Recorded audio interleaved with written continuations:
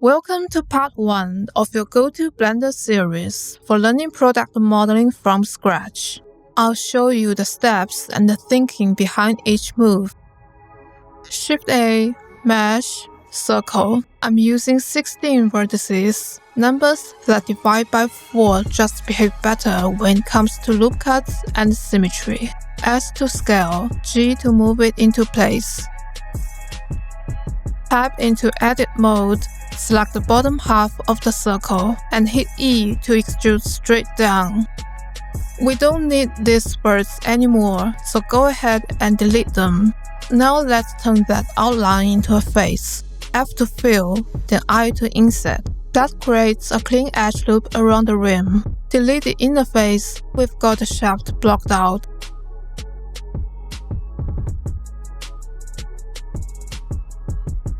Now select the top two edges, S to scale them in, and E to extrude them all the way up. But this edge is way too long, and it needs more segments to keep things even. Ctrl R to add some edge loops for even spacing. Alright, let's tidy things up. What I want here is a central edge loop running all the way down the middle, which works like a backbone. So go ahead and add a loop cut here.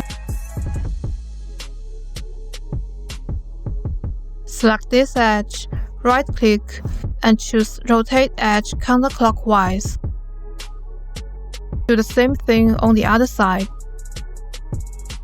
Now hit 1 for vertex select, and you'll see an isolated vertex in the middle. I'll hit K for knife tool, start at the center vertex and cut out toward the side edges. Just 2 quick cuts. That helps redirect the edge flow and smooth out the transition. Now select the middle edge and dissolve it. That brings everything back to quartz. And that's it. The base shape is solid. Let's smooth things out now. Hit Ctrl 2 to add a subdivision surface modifier. You'll notice some of these edges that were meant to stay straight are now bending a bit. That's because we don't have enough supporting edges. The modifier is trying to run things up too much. To fix it, just insert a few more edge loops. And there you go. Everything snaps back into place nicely. Time to give the pin some thickness. Click the wrench icon, then from the menu, let's add a solidify modifier. Just make sure it's placed above the sub-D in the stack. Ctrl A and choose Scale. This will refresh the transformation data and is less error-prone. Some edges that are supposed to look sharp are now a bit too soft. Let's fix it with a bevel modifier.